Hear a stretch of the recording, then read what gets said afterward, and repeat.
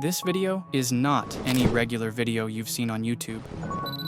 Most videos on the internet are filled with crap telling you to be disciplined, do your homework daily, or don't study till late at night, study in the morning. Well, those videos are made by people who have never been on the top, but this video is nothing like that. It's made by someone who has been on top, hit rock bottom, and regained the throne once again. That's why I've created a blueprint that makes you destroy the competitors, a blueprint that will make you the top student in your class, a blueprint that can even defeat monster students like Ayanokoji Kiyotaka. Imagine someone like Ayanokoji, a top student with all the chicks, the best physique, and A+ grades. Well, this video can't make you like him, but it can help you make those grades look like a walk in the park. So, I've divided this blueprint into 5 pieces, and these 5 pieces guarantee that you'll become a better student than you currently are. Hop off if you have other tabs open, or if you're listening to some lo-fi beats, because out of these 5 pieces, the 4th piece is the one that completely changed my student life.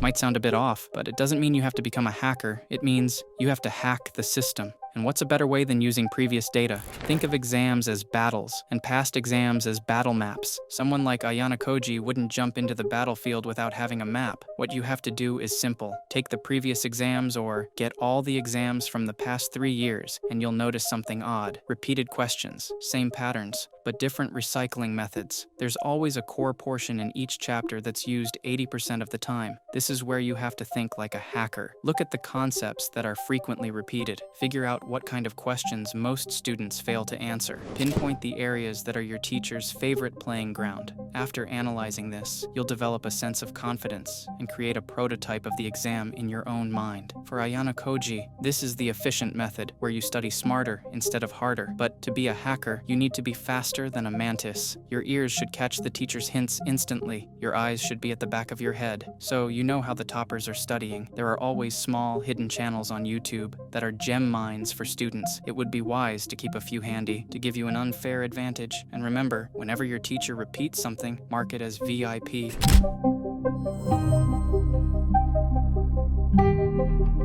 You think you make the most progress when preparing for the exam, but you are completely wrong. Imagine what you do after learning a topic. For most of you, you're just scrolling through TikTok, lying in bed procrastinating, or binge-watching Netflix. That's why your brain fails to remember anything you learned after a couple of hours. To fix this, you need to do these 3 things, or at least one of them, to sharpen your brain. Get an instant adrenaline rush. By the end of a study session, your brain is tired, and this is the last chance to lock all that information in. Do a heavy workout, or run for 5 minutes straight without stopping. But if that's too tough, take a cold shower. Cold showers shock your nervous system, improve circulation, and boost brain function. They also increase norepinephrine, a chemical linked to focus and mental clarity. Inject caffeine into your system strategically. While most students stay caffeinated all day, a top 1% student uses caffeine with precision to crush their opponents. Take a small cup before starting your study session, then a bigger cup after you've finished to lock in everything you've studied. Follow this, and your brain will be sharper than ever.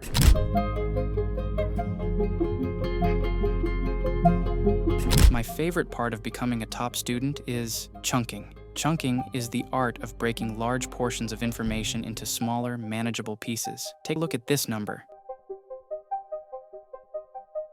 Looks almost impossible to remember, right? But now look at this.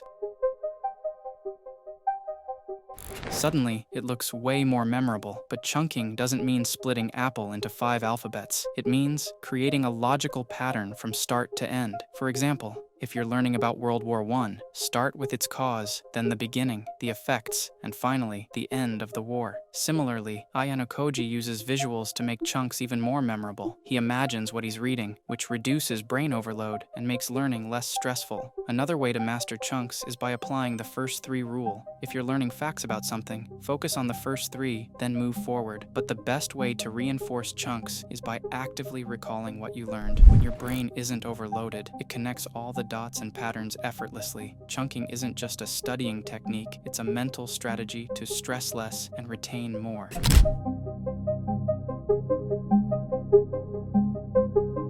This is the piece that proved to be the most helpful in my journey to becoming a top student. Raise your ears and listen closely. There's a rule to measure work units, and it accounts for the work you did. The equation is simple: level of intensity times hours worked. Imagine two people, Joe and Rogan, both do 20 units of work.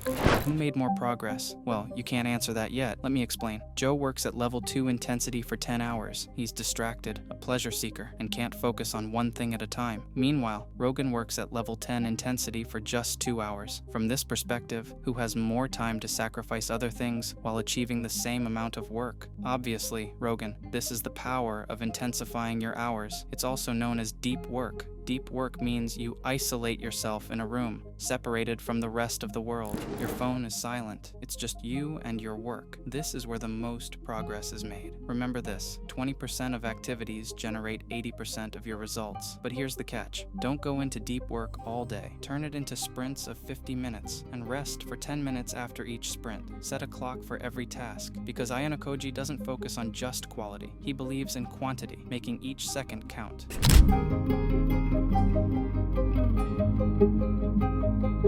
Last but not the least is resetting your brain. And by reset, I don't mean lying down and doom scrolling on TikTok, Instagram, or some other slum. Resetting means cooling your brain down, and the best way to do that is simple. Go for a walk. Leave your phone at home. No AirPods, just you and the fresh air. Whenever you feel tired of pushing yourself to be a better student, sit down, take 27 deep breaths, then hold your breath for 15 seconds, and repeat the process. Do this 2 to 3 times a day, and guess what? Your brain's focus will increase by 30%. Not only that, but your body will produce more ATP molecules, giving you extra energy for your study sessions. And remember, never underestimate the power of sleep. A healthy mind resides in a healthy body. Don't prioritize the quantity of sleep. Instead, focus on its quality. A good 5-hour sleep is better than a restless 7 hours. But, if you have a gigantic syllabus to cover and exams are just around the corner, follow the power nap method. It's a trick even Batman uses. He breaks his sleep into 30-minute intervals, giving him 8 hours of energy in just 4 hours. Chads, listen to me. The world is becoming weaker, and the rich are getting richer every year. Nobody cares about you unless you stand up for yourself. New Year resolutions mean nothing if you're just a small man with a big mouth. I want you to make 2025 the best year of your life. So, watch this video to make 2025 the greatest year you've ever had.